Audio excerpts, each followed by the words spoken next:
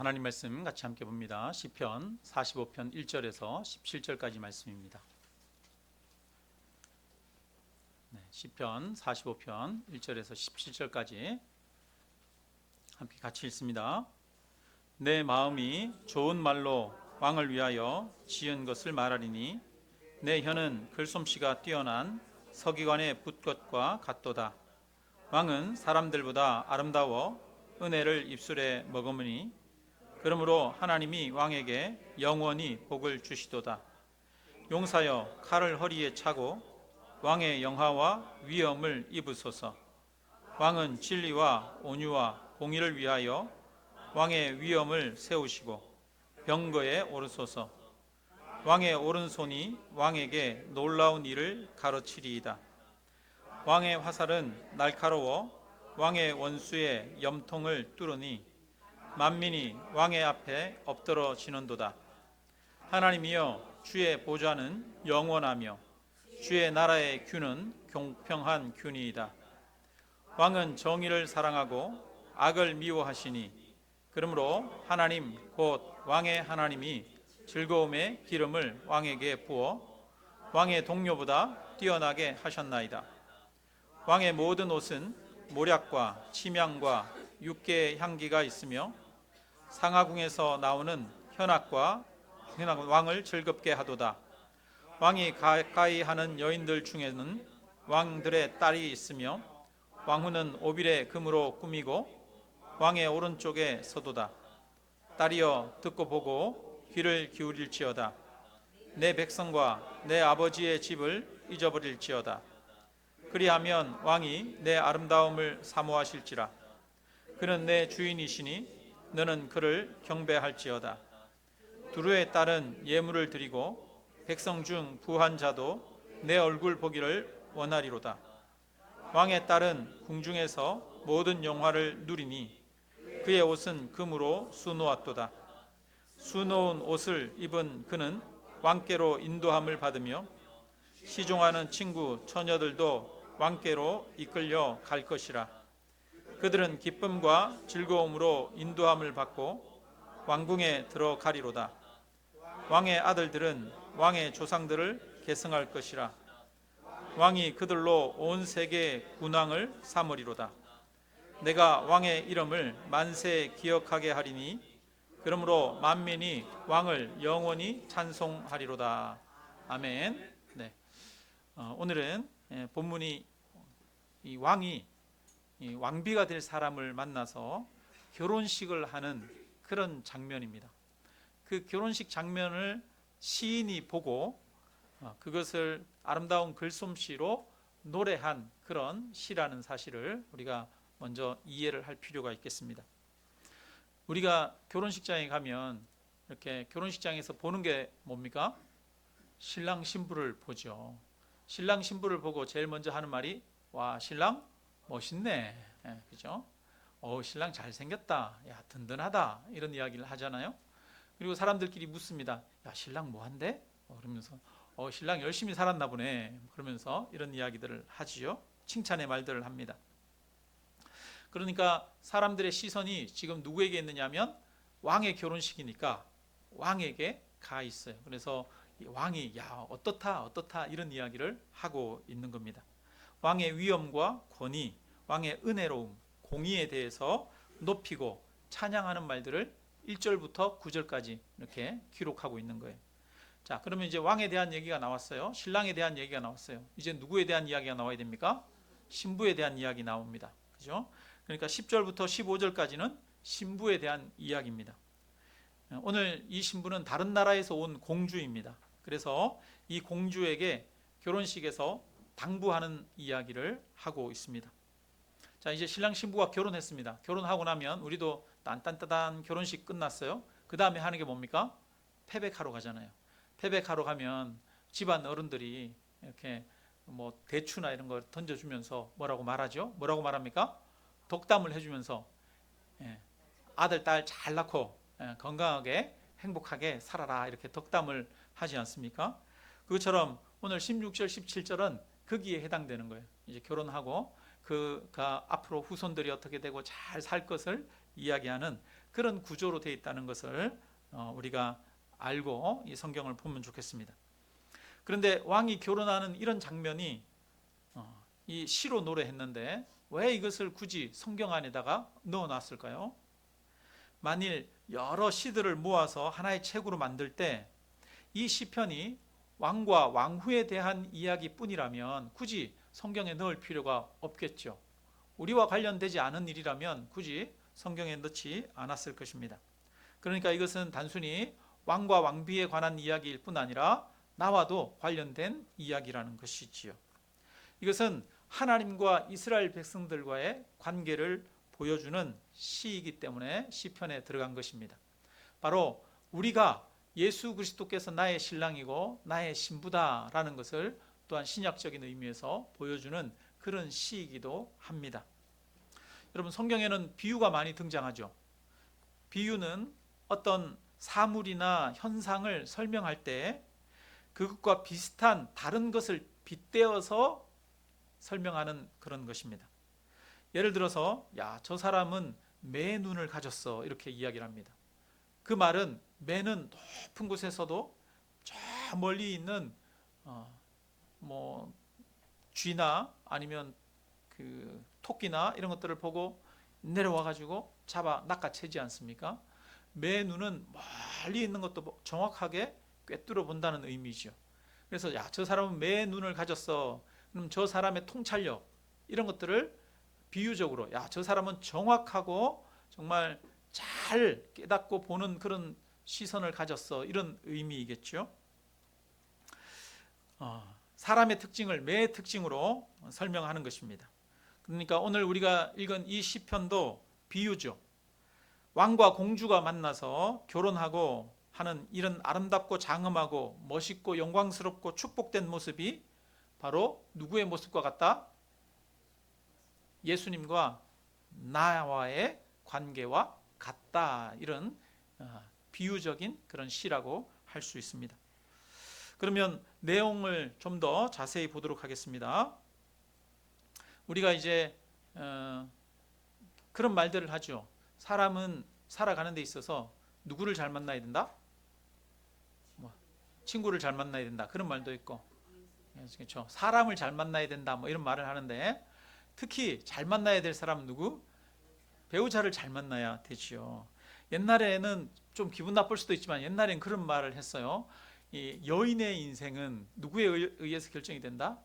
남편이 누구냐에 따라서 결정이 된다. 이런 얘기를 했어요.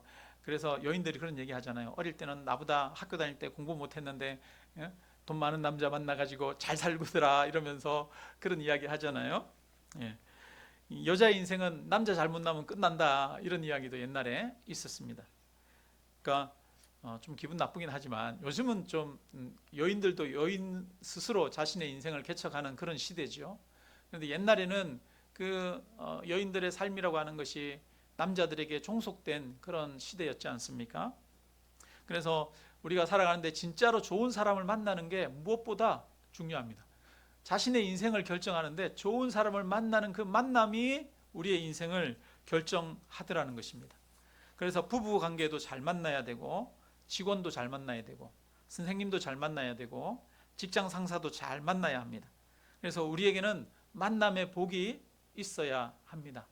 정말 중요한 것 같아요. 내가 잘하는 것도 중요하지만 하나님이 만남의 복을 허락하시는 것도 참 중요한 것 같습니다. 그런데 우리 인생에서 최고의 만남은 누구를 만나는 것입니까? 하나님을 만나는 것인 줄로 믿습니다. 모든 사람들은 하나님을 만나야 됩니다. 오늘 이제 신랑은 2절에 보니까 이렇게 말합니다. 2절 한번 읽어볼까요? 같이 읽습니다. 왕은 사람들보다 아름다워 은혜를 입술에 머금으니 그러므로 하나님이 왕에게 영원히 복을 주시도다. 입술에 은혜를 머금었다 이렇게 말합니다. 여러분 어떤 뜻일까요? 입술에 은혜를 머금었다. 그 입에서 나오는 말들이 어떤 말이다? 은혜로운 말들이더라 이렇게 이야기를 하는 것이죠. 오늘 본문에서 이 신랑에 대해서 막 이렇게 칭찬을 합니다. 우리도 결혼식에 가면 신랑 잘생겼네 이렇게 얘기하는 것처럼 신랑에 대해서 칭찬을 하는데 제일 먼저 칭찬하는 게 뭐냐면 이 왕의 입술에 은혜를 머금었다. 이렇게 이야기를 하고 있는 거죠. 칭찬하는 것이 외모가 아니고요, 능력이 아니고 힘 있는 것도 아니고 똑똑한 것도 아닙니다. 입술이 아름답다라고 말하고 있습니다. 여러분, 말이 아름답다는 것이죠. 말이 아름답다는 것은 그 마음이 아름답다는 거예요. 어떻게 아름다우냐? 은혜를 머금었다라고 말합니다. 부드럽게 말하고 긍휼히 여기고 용기를 주고 힘을 주고 사랑하는 말들을 하더라는 것입니다. 여러분, 우리가 이처럼 이 말이 아름다운 것이 참 중요한 것 같습니다. TV에 그 김창옥이라고 하는 강사가 많이 나오더라고요. 그분이 하는 말 중에 하나가 결혼할 때 배우자를 뭐를 봐라? 그 말을 봐라, 이렇게 얘기를 하더라고요. 배우자가 여러 가지 뭐 재능이 있고 힘이 있고 이런 게 중요한 게 아니라 배우자의 말이 예쁜 배우자를 만나는 게 중요하다, 이런 이야기를 하더라고요. 요즘 세상에서도 그런 이야기를 하는 것 같아요. 여러분, 맨날 욕하고 저주하고 원망하고 불평하고 책임 전가하는 그런 말을 하는 사람을 상대하는 것은 정말 힘이 들죠. 부부간에도 서로 가깝다고 말을 함부로 하는 건 참 힘든 일이지요. 될 수 있으면 은혜로운 말들을 하는 그런 우리 입술이 되어야겠습니다. 오늘 결혼하는 왕이 여러분 그냥 보통 사람이 아니잖아요. 왕이잖아요. 그런데 그의 입술에 은혜를 머금었습니다. 여러분, 왕이 은혜를 입술 이야기를 하고 있어요. 왕의 한마디면 나라가 뒤집어지는 일 아닙니까? 그래가지고 우리 신문에도 맨날 그런 뉴스가 나왔잖아요. 대통령이 경노했다, 이런 말들이 나오잖아요. 왕의 말 한마디가 무엇이었는지 사람들에게 다 보도가 되잖아요. 그처럼 왕은 큰 권력을 가지고 나라를 움직입니다. 그래서 그 왕의 입술에서 심판과 저주의 말이 나온다면 얼마나 무시무시하겠습니까? 그리고 왕의 입술에 은혜의 입술을 가졌다면 그 왕의 권한으로 얼마나 큰 긍휼과 사랑을 베풀어 줄 수 있겠습니까? 근데 절대자인 왕이 은혜의 입술, 긍휼의 입술을 가지는 게 쉽겠습니까? 어릴 때부터 왕궁에서 자라고 권력을 다 가지고 부족한 것 없이 자란 사람들 특징이 어떻겠어요? 안하무인 아니겠습니까? 사람을 긍휼히 여기지 않고 그런 것 아니겠습니까? 근데 이 왕은 그 입술에 은혜를 머금었대요. 얼마나 좋은 왕입니까? 여러분, 그런 왕이, 여러분의 신랑이, 여러분의 신부가 그 입술에 은혜를 머금은 그런 사람이 되기를 주님의 이름으로 축원합니다. 근데 그 왕이, 신랑 되는 왕이, 그 힘을 가지고 있는 왕이 입술에 은혜를 머금었다는 거예요. 진짜 좋은 신랑이겠죠? 그러니까 좋은 신랑이다. 야, 그 남자 진짜 좋아요. 이런 이야기를 하고 있는 겁니다. 하나님은 저와 여러분을 향해서 그 입술에 은혜를 머금어 주신 줄로 믿습니다. 자, 그 다음에 또 보니까요, 왕은 진리와 온유와 공의를 행한다, 이렇게 말합니다. 여러분, 왕은 진리를 행하는 분입니다. 거짓되지 않은 분이에요. 참된 분입니다. 그래서 잘못된 것을 바로잡아 주시는, 옳은 길을 가도록 하는 그런 왕입니다. 온유와 공의를 가지고 통치합니다. 그럼 불의하면 나라가 바로 설 수 없지요. 나라가 바로 서기 위해서는 의로워야 합니다. 가정도 바르게 세워지려면 악한 길을 가는 것이 아니라 바르고 의로운 길을 가야 합니다. 여러분, 신랑이 조폭이에요. 맨날 사기칠 궁리만 하는 그런 사람이에요. 신랑이 성실하지 않아요. 여러분, 그럼 얼마나 힘들겠습니까? 그러니까 신랑은 의롭고 또 진실하고 올바른 것을 바르게 판단하는 이런 능력을 가진 사람이어야겠죠. 그런데 우리의 왕이, 우리의 신랑이 그렇다는 겁니다. 자, 그 다음에 우리 5절을 한번 읽어볼까요? 5절. 날카로워 왕의 원수의 염통을 뚫으니 만민이 왕의 앞에 엎드러지는도다. 아멘. 왕은 힘이 있습니다. 유약하지 않습니다. 그래서 적들에게 패하지 않습니다. 여러분, 그래서 그 화살을 가지고 적들에게 쏘니까 적들의 염통을 꿰뚫었다는 거예요. 그래서 적들을 섬멸할 수 있었다는 거죠. 왕이 유약하면 안 되지 않습니까? 신랑이 유약하면 되지 않죠. 신랑은 힘이 있어야 합니다. 보호할 수 있어야 합니다. 가족을 지킬 수 있어야 하는 것이죠. 건강한 육체도 가지고 있어야 하고 건강한 마음도 가지고 있어야 합니다. 오늘 우리의 왕 되신 그리스도가 이처럼 우리를 지킬 수 있는 힘과 능력이 있다는 것입니다.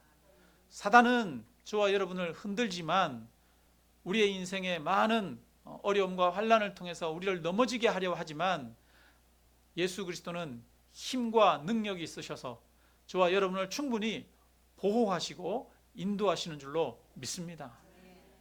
그런 신랑이라는 거예요. 자, 그 다음에 6절을 한번 봅시다. 6절, 하나님이여 주의 보좌는 영원하며 주의 나라의 균은 공평한 균이다. 여러분, 왕에 대한 이야기를 하다가 갑자기 하나님에 대한 이야기를 하고 있어요. 하나님이여 주의 보좌는 영원하며, 하나님의 보좌, 하나님의 통치가 영원하다. 주의 나라의 균은, 주의 다스림은 공평하다. 이런 이야기를 하고 있습니다. 갑자기 왕에 대한 이야기를 하다가 하나님에 대한 이야기를 해요. 시인은 지금 왕의 결혼식에 참여했다가 그 장면을 시적으로 표현하고 노래하다가 언뜻 생각나는 것이 있어요. 진정한 왕이 누구라는 거예요? 하나님이 진정한 왕이라는 거예요. 하나님이 저 왕이 지금 결혼식을 하고 저렇게 통치하는 것처럼 하나님이 이렇게 세상을 통치하고 다스린다는 거예요. 그러니까 우리가 일상을 살아가다가 일상 속에서 언뜻 하나님의 일하심과 하나님의 손길을 깨닫고 경험하게 되는 것이죠. 저도 이제 텃밭에서 풀을 뽑으면서 이런 생각을 합니다. 이렇게 풀을 뽑아줘야 식물이 잘 크는 것처럼 하나님도 내 안에 있는 잡초들을 제거하시고 내가 잘 자랄 수 있도록 나를 관리해 주시겠지? 이런 생각을 하는 거죠. 고추나 가지 곁에 곁순들이 많이 나거든요. 그 곁순을 제거해 주면서 하나님도 내게 필요 없는 이 곁가지들을 제거하기를 원하시겠지? 하나님, 내가 제거해야 할 나의 곁가지는 무엇입니까? 이런 질문을 던지는 것이죠. 시인은 왕의 보좌와 왕의 결혼식을 보면서 하나님의 보좌와 하나님의 통치를 생각하고 있는 것입니다. 그래서 시인은 그 왕의 결혼식을 보면서 우리가 하나님과 결혼하는 것에 대해서 생각하는 것이지요. 여러분, 우리의 삶은 어떻습니까? 우리도 오늘 본문의 시인이 왕의 결혼식에 갔다가 하나님의 보좌를 생각하는 것처럼 여러분, 우리도 결혼식에 갔다가 그냥 결혼식에 신랑 신부 야 이쁘네 이렇게만 생각하지 말고 결혼식에 가면 그리스도가 나의 신랑이 되고 내가 그리스도의 신부라는 사실을 기억하시기를 바랍니다. 여러분, 우리의 일상의 삶 가운데에서 일상에서 여러 가지 일들을 하죠. 일상에 여러 가지 일들을 하고 뭐 또 생활을 하면서도 언뜻 그 일상이 하나님과 연결되는 그런 은혜가 있기를 바랍니다. 그래서 우리는 하나님에 대해서 묵상하고 하나님 우리의 일상의 삶을 통해서 하나님이 어떻게 나의 삶에 개입하시고 역사하시고 동행하시는지 이런 것들을 자주자주 생각해야 된다는 거예요. 오늘 시인은 그렇게 이야기를 하고 있습니다. 자, 그 다음에 7절을 한번 읽어보겠습니다. 왕은 정의를 사랑하고 악을 미워하시니 그러므로 하나님 곧 왕의 하나님이 즐거움의 기름을 왕에게 부어 왕의 동료보다 뛰어나게 하셨나이다. 네. 왕은 정의를 사랑하고 악을 미워하는 왕입니다. 좋은 왕이죠. 그래서 하나님께서 그에게 즐거움의 기름을 부어 왕의 동료보다 뛰어나게 하셨다 이렇게 말합니다. 이 구절을 히브리서에서 인용하면서 예수 그리스도에게 비유를 합니다. 그러니까 기름 부은 이 왕이 누구냐? 바로 예수 그리스도시죠. 예수 그리스도께서 이 땅에서 사역을 시작하실 때 세례 요한에게 세례를 받으십니다. 요단강에서 세례를 받고 물 위로 나오실 때 하늘에서 성령이 비둘기같이 임하셨습니다. 이것이 바로 예수 그리스도에게 기름 부으신 사건이죠. 성령으로 기름 부으신 사건입니다. 그래서 바로 예수 그리스도가 바로 진정한 왕, 온 세상과 만왕의 왕이 되신다는 사실을 이야기를 하고 있는 것입니다. 그리고 왕은 그 다음에 보니까요, 모든 옷은 모략과 침향과 육개의 향기가 있으며 왕에게는 아름다운 향기가 난다 이렇게 말하지요.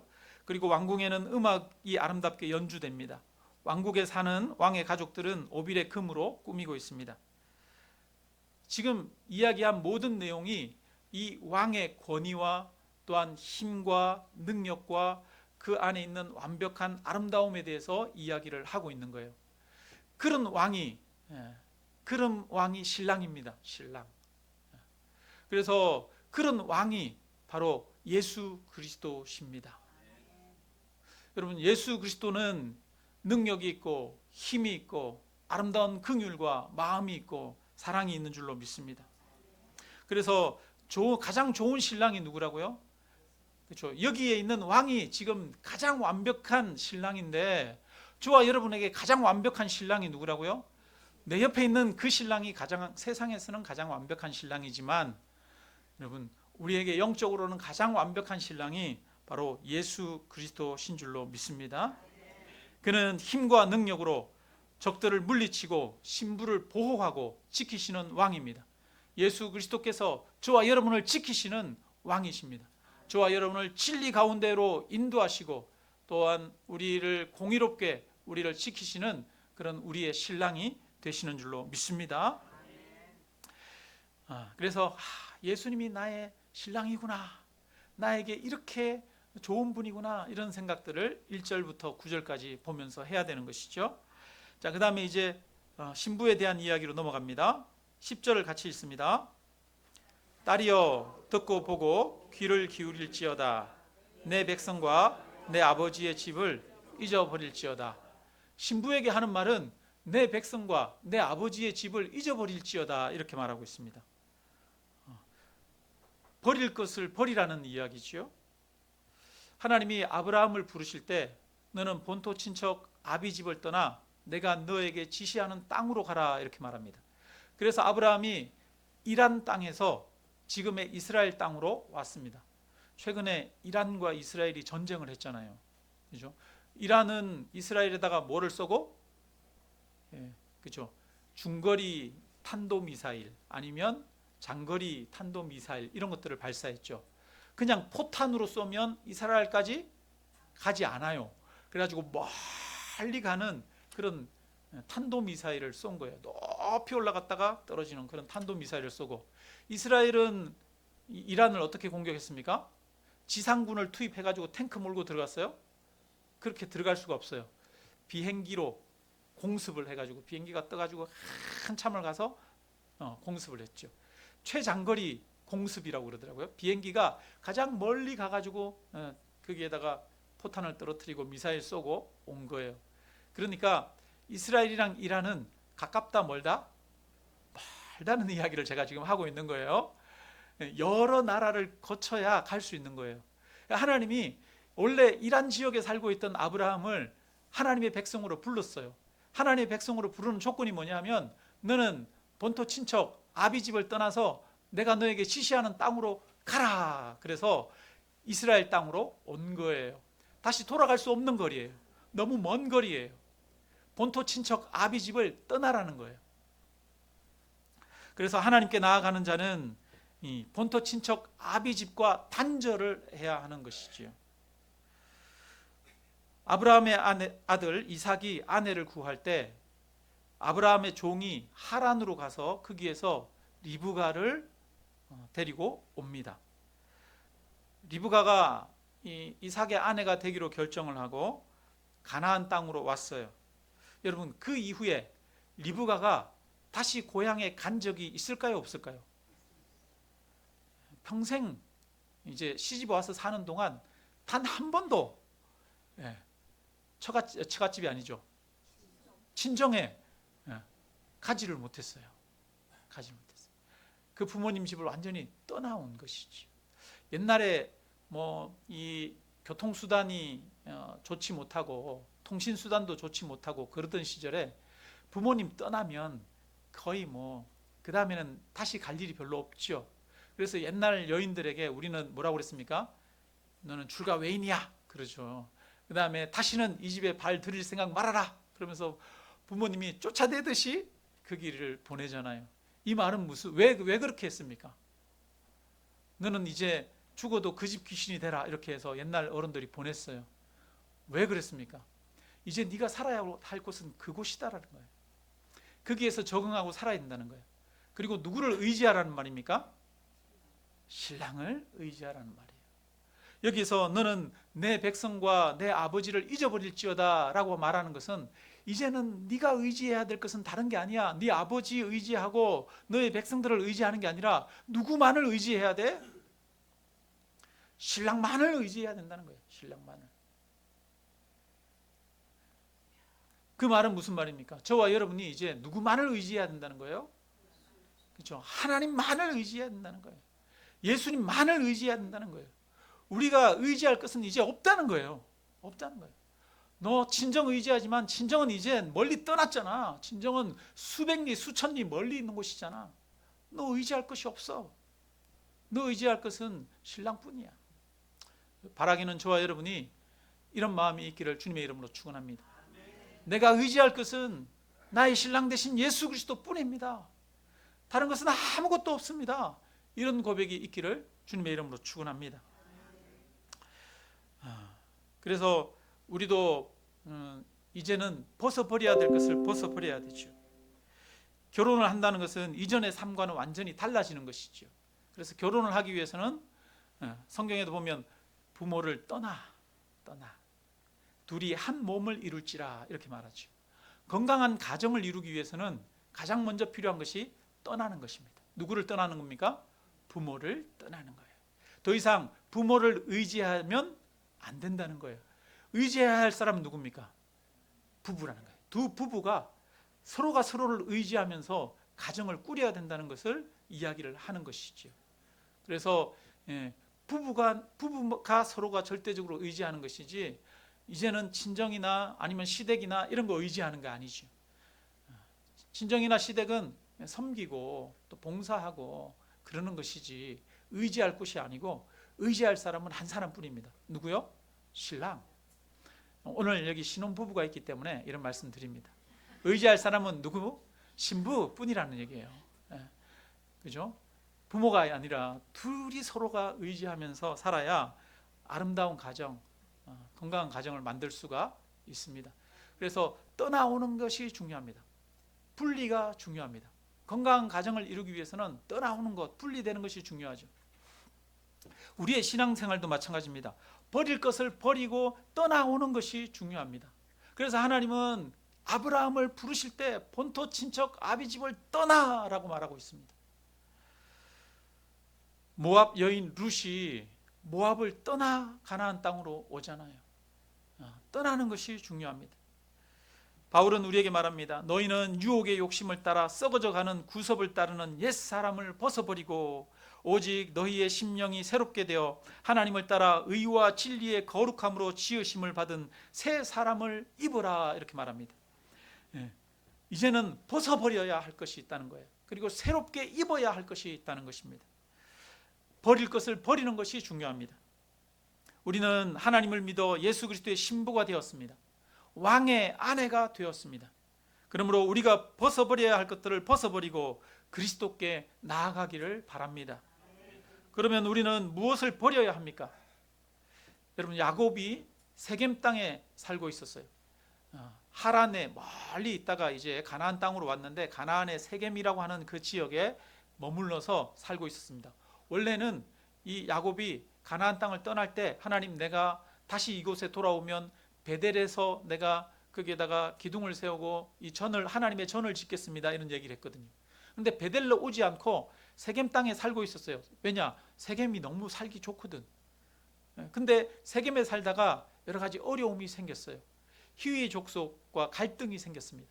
그래가지고 주변 다른 모든 사람들이 이 야곱의 가족들을 다 몰살시키거나 죽일 그런 위험이 생겼어요. 이제 우리가 여기서 죽느냐 사느냐 이런 문제가 생긴 거예요. 그때 야곱이 우리가 베델로 올라가자 이렇게 말합니다. 그리고 베델로 올라갈 때 자기 집안 사람들에게 말합니다. 모든 사람들에게 너희 중에 있는 이방 신상들을 버리고 자신을 정결하게 하고 너희의 의복을 바꾸어 입으라 이렇게 말합니다. 하나님께 이제 나아갑니다. 하나님께 이제 나아가는데, 나아갈 때 무엇을 버리고? 이방 신상들을 버리고 자신을 정결하게 하고 너희의 의복을 바꾸어 입으라 이렇게 말합니다. 그러자 야곱 집안의 사람들이 자기 손에 있는 모든 이방 신상들과 자기 귀에 있는 귀고리들을 야곱에게 주는지라 야곱이 그것을 세겜 근처 상수리 나무 아래에 묻고 그들이 떠났다 이렇게 말합니다. 그러자 하나님께서 사방 고을로 크게 두려워하게 하셨으므로 야곱의 아들들을 추격하는 자가 없었다 이렇게 얘기해요. 여러분, 무엇을 버려야 하느냐? 우상들을 버려야 한다는 거예요. 우리는 우리 마음의 우상을 버려야 합니다. 우리가 의지하는 다른 것을 버려야 되는 거예요. 신부가 신랑을 만날 때는, 신랑에게로 갈 때는 그동안 의지하던 아버지를 잊어야 되는 것이죠. 그동안 내가 의지하고 있던 것을 하나님 앞에 버리는 것이 우상을 버리는 것입니다. 나의 건강을 의지하고 있습니까? 나의 지혜를 의지하고 있습니까? 나의 재물을 의지하고 있습니까? 그것을 의지하는 마음을 버리라는 거예요. 오직 하나님만 의지하는 마음을 가지라는 겁니다. 그리스도만 의지하는 마음을 가지라는 겁니다. 그리고 헛된 것들을 버리라는 거예요. 죄악들을 버리라는 것입니다. 우리 13절을 같이 읽겠습니다. 13절. 왕의 딸은 궁중에서 모든 영화를 누리니 그의 옷은 금으로 수놓았도다. 여기서 왕의 딸은 이제 신부를 말하는 겁니다. 신부는 이제 왕에게로 나아가서 궁중에서 모든 영화를 누리게 됩니다. 어떤 옷을 입었습니까? 금으로 수놓은 아름다운 빛나는 옷을 입고 있습니다. 여러분, 요즘도 금으로 수놓은 옷 있으면 얼마나 비싸겠어요, 그죠? 근데 이 당시에 옷이라는 의복 자체가 얼마나 비싸던 그런 시절입니까? 뭐 짐승의 가죽으로 옷을 만들고 이러던 시절 아닙니까? 그러던 시절에 금으로 수놓은 하늘하늘 얇은 그런 옷을 입고 있어요. 그것은 왕의 영광, 영화를 상징하는 것이지요. 그런데 신부가 이런 옷을 입고 있습니다. 금으로 수놓은 옷을 입고 있는데 이것은 원래 누구의 것입니까? 왕의 것입니까? 신부의 것입니까? 왕의 것이죠. 신부가 가져와서, 신부가 노력해서 얻은 것이 아닙니다. 신부는 왕과 결혼한 순간 이제 왕의 것이 누구의 것이 됩니까? 신부의 것이 되는 거예요. 그래서 왕궁에 와서 그 신부가 영화를 누리게 되는 것을 표현하고 있습니다. 여러분, 이것은 그저 얻는 은혜를 말하는 것입니다. 신부가 누리는 것은 신부의 힘으로 얻은 것이 아니라 왕에 의해서 주어지는 것입니다. 우리와 하나님의 관계도 마찬가지입니다. 우리는 우리의 선행이나 헌신이나 봉사, 기도, 예배를 통해서 구원을 얻는 것이 아닙니다. 우리가 노력해서 하나님으로부터 자격을 얻는 것이 아닙니다. 우리의 구원은 오직 예수님께서 나를 위해서 죽어주신 그 은혜 때문입니다.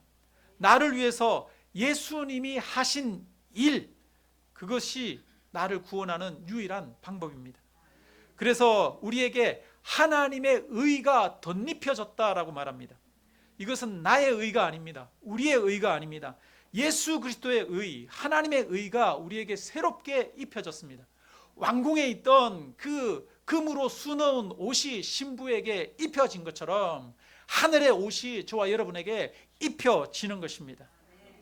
그래서 우리는 그리스도로 인해서 풍성함을 누리게 되는 것입니다. 나의 힘과 나의 지혜와 나의 능력으로 천국의 풍성함을 누리는 것이 아니라 하나님이 하신 것으로 인해서, 하나님으로 인해서 풍성함을 누리는 것입니다. 그저 얻는 은혜인 것이죠. 어떤 사람은 우리가 이 땅에서 많이 헌신하고 봉사하면 천국에 가서 더 많은 것을 누릴 것이라고 생각합니다. 그러나 그렇지 않습니다. 우리가 천국에서 누리는 모든 것들은 우리가 행한 일에 대한 대가가 아니라 하나님의 은혜로 누리는 것들입니다. 그런데 저와 여러분은 이미 하나님의 자녀인 줄로 믿습니다. 저와 여러분은 이미 그리스도의 신부입니다. 이것을 믿으십니까? 그렇다면 지금도 저와 여러분은 그 하늘의 영광을 누릴 수 있습니까? 없습니까? 누릴 수 있습니다. 하늘의 풍성함을 저와 여러분은 지금도 누리고 살아가야 합니다. 교회를 개척하고 교회 일을 하면서 중간중간 가끔 크게 염려가 되고 마음이 요동치고 흔들리고 불안하던 그런 시기들이 있었습니다. 그런데 지금 다시 되돌아보면 그 여러 가지 어려움들, 흔들리는 그 모든 과정들이 하나님의 일하심이었구나. 그 모든 일들을 통해서 하나님이 역사하시고 나를 깨닫게 하시고 연단시키시고 훈련시키시고 깎아내시고 그렇게 하나님이 일하신 것이구나, 이런 것들을 점점 더 느끼게 됩니다. 그래서 이제 좀 불안한 마음이 좀 사라져요. 그렇다고 또 뭐 제가 전혀 안 불안한 게 아니라 여전히 가끔 가다가 또 불안해지기도 하고 염려도 생기고 하지만 그럴 때 생각을 합니다. 하나님이 지금 이 어려움도 우리에게 필요하셔서 주셨겠지. 이 어려움을 통해서 하나님이 나를 만들어 가시는구나. 나에게 무엇을 또 배우라고 하나님이 이렇게 이 어려움을 주셨는가. 이런 생각들을 하게 하면서 하나님이 가만히 생각해 보면 하나님이 이것을 통해서 나에게 배우기를 원하시는 것들이 있어요. 성장하기를 원하시는 것들이 있어요. 그래서 이 중간중간 있는 어려움들, 이런 것들이 사실은 다 하나님의 보살핌이고 이끄시는 인도하심인 것을 느끼게 됩니다. 그래서 이제는 마음에 좀 불안이 줄어들었어요. 마음에 하나님의 평강이 역사하기 시작했습니다. 이것이 여러분 하나님의 은혜를 우리가 누리는 것인 줄로 믿습니다. 우리가 이 땅에서 천국을 누리는 것이 무엇입니까? 우리가 이 땅에서 하나님의 능력을 누리는 것이 무엇입니까? 바로 이 믿음 안에서 우리가 이미 그리스도의 신부가 되었고 나와 함께 하시는 그 신랑이 전능하신 왕이고 은혜와 긍휼이 풍성한 왕이고 원수들을 멸하는 그런 왕이시고 나를 지키시는 분이시라는 것을 믿음으로 우리가 이 땅 가운데서 평강을 누리는 것이 바로 하나님의 나라에서 누리는 그 기쁨 아니겠습니까? 그래서 우리는 지금도 지금 우리는 그리스도의 신부가 되었습니다. 신부는 여러분 천국에 수놓은 금으로 수놓은 그 옷을 입고 그 영광을 누리는 자가 되어야 할 줄로 믿습니다.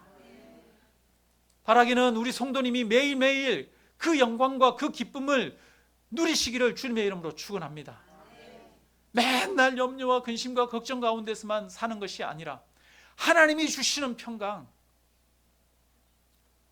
그 평강이 놀랍도록 우리 마음 가운데 역사하는 축복이 있기를 주님의 이름으로 축원합니다. 자, 우리 16절 같이 읽습니다. 왕의 아들들은 왕의 조상들을 계승할 것이라 왕이 그들을 온 세계의 군왕으로 삼으리라.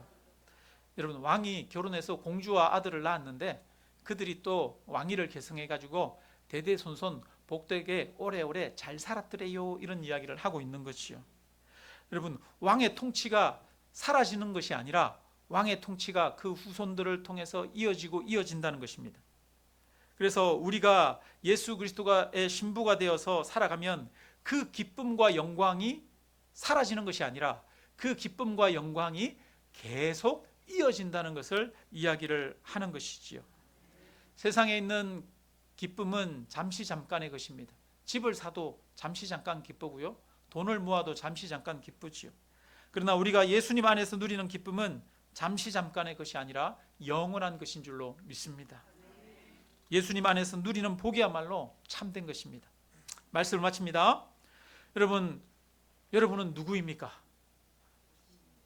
네, 우리는 왕의 신부입니다. 전능하신 왕 예수 그리스도의 신부인 줄로 믿습니다. 우리는 그냥 어중이 떠중이가 아닙니다. 비록 우리가 보잘것없는 것 같지만 우리는 온 천지 만물을 다스리는 왕이신 예수 그리스도의 신부입니다. 예수님의 신부에게 요구되는 것은 무엇입니까?